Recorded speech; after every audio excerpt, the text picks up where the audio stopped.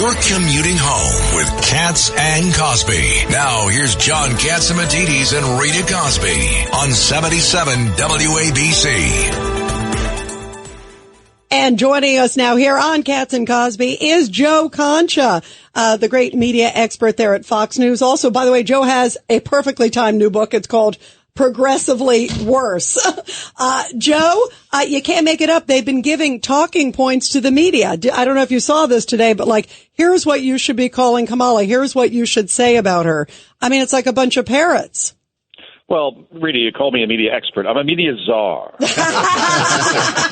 That's correct. That's right. That's right. That, I said, niet. I said, no, that's not correct. Yeah, that's the thing, right? No, she was never a media czar. She was never a border czar. What are we talking about here? That title was never applied. Look, the bottom line is, once you get past titles, is that more than 10 million people have entered this country illegally since Joe Biden and Kamala Harris took office, including hundreds on the FBI terror watch list. We've had 8 people at least arrested in the recent weeks as far as San Francisco, New York, Philadelphia, ISIS-K terrorists found in this country. God knows how many more are planning the next October 7th or the next assassination attempt on Donald Trump. We heard about the Iranian plot that may have come about. So, yeah, this whole remake of Kamala Harris, the person who has run for president, remember, 2019, 2020, runs for president, and doesn't get one Democratic vote.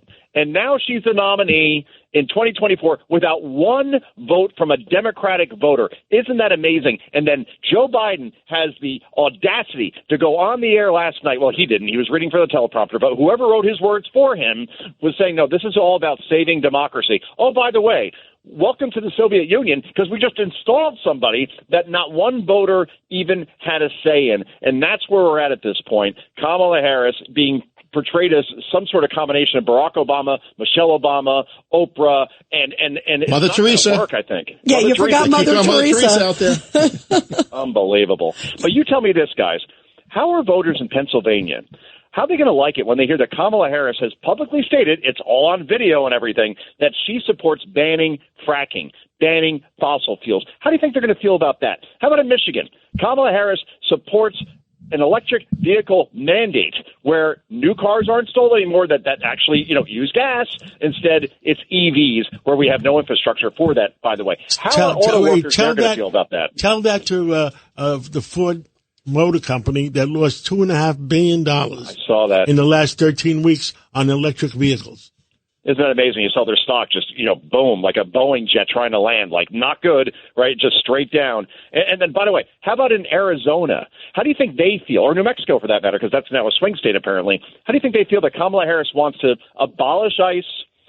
Once said that ICE compared them to the KKK, she did, and said illegal border crossings should be made legal. In other words, there's a slight, I don't want to say panic, but concern among Republicans when they see like a New York Times poll that came out, Donald Trump 48, Kamala Harris 47. Oh, my God, it's a close race. No, that's national polls. When you get down to the swing states, I'm telling you, she is a coastal elitist who cannot remotely try to connect with steel workers in Pennsylvania, auto workers in Michigan, any workers anywhere else. When you think about all of her stances, which are truly incredible. I mean, she's for stopping offshore drilling at a time where gas prices are up 50% than they were under Donald Trump. She wants to eliminate private health insurance. I don't care if you're Republican, Democrat, Independent, Conservative, whatever.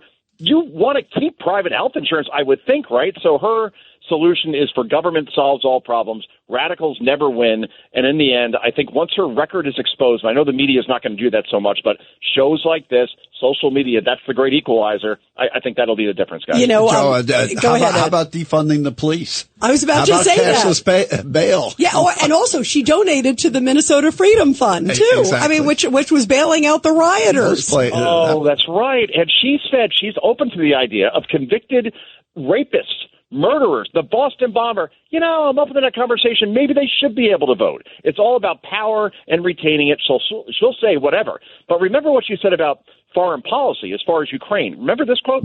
They asked her. So this was during an interview in 2022, 1 week after Russia went into Ukraine.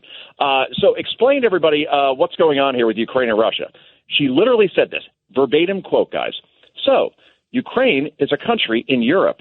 It exists next to another country called Russia. Russia is a bigger country. Russia is a powerful country. Russia decided to invade a smaller country called Ukraine. So basically, that's wrong. Like, literally, that's a quote. So once all this gets out, I would hope, and the Trump campaign is doing everything they can to do that.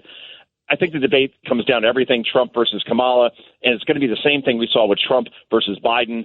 I think Trump wipes the floor, and that's the end of her. But until then, you're going to hear about a close race. It's not close when you look at the swing states. Now, don't insult the Eastern Coastal Elite. She is a progressive from California, period. Good point. You know, that's a different kind of elite when you want to make the country California, right? Exactly. So, yeah, that's where we're at, Cats. Go figure. By the way, there was the, GovStat? Remember, they came out. Did you see this? It was in 2020, and they listed who they believe is the most liberal senator, and they listed her. Now, they have apparently scrubbed it from their site. They're supposed to be a nonpartisan group, Joe Concha. The people in Pyongyang right now, are saying, boy, you guys, I mean, we thought we were bad. That's even infinitely worse. Yeah, same thing. Borders didn't exist. No, she's not really the most liberal senator. Remember, that's 100 senators, and she's considered more liberal, more to the left than Bernie friggin' Sanders. Are you kidding me? So I think once this comes out, and look at what her campaign has been so far, by the way. Yesterday, she went to a sorority house in Indiana, that key swing state. That was the first stop, okay, to talk about abortion. Then today, she was on literally with RuPaul's drag queens. That's the second interview. The minute she's exposed to anything remotely resembling a tough question, just like Joe Biden, take away the teleprompter, take away the script, and she's done because we've seen it. The brain is broken. She says profoundly confusing, odd word salads that, again, she couldn't even get to 2020 when she ran as a presidential candidate in 2019. Why should we believe that she's going to be a great candidate now? Joe, did she raise abortion with the drag queens? That's a very good question. Just trying to figure out where they were on the issue, Yeah, where do they go with that, right? Like, how does this apply to us? I got to listen to that interview, I guess, because that's what I do for a living. But, oh, man. Can't make this up. The real concern is because the president's control over foreign policy. If she got a hold of that, well, her view of Russia and Ukraine. Little countries and big countries. Well, she was in South Korea, and she talked about the terrific alliance between North Korea and the United States and did not even correct it. Yeah, and she said it over and over again. It's all on video. Yeah, it's one thing, like we speak all the time live on the air, right? And we're going to make a mistake once in a while, north, south, whatever. We confuse a name. That's fine. But if you say it over and over again, you actually don't know that you really are screwing up in real time. So, yeah, between that, you think China, in any way, shape, or form, if they see President Kamala Harris, that they're not going to go right into Taiwan, of course they will, because they know she has no idea about any of this stuff. They're testing the boundaries day one. Yeah, exactly. Day one, they're testing the boundaries. The Russians tested it last night. Russia and China came pretty close. They want to see what a lame duck president, because they want to see what a lame duck presidency looks like. He doesn't even know. That's what they're trying to figure out. What they can get away with the next 6 months. What are they going to get away for the next 6 months? But it's the first time their planes were together, Russian planes and People's Republic of China planes. Yeah, we have KT McFarland coming up who's going to talk all about that, guys. Wow. Thank you so much, Joe Concha. We love you. We appreciate you. And you got to come back when your book comes out.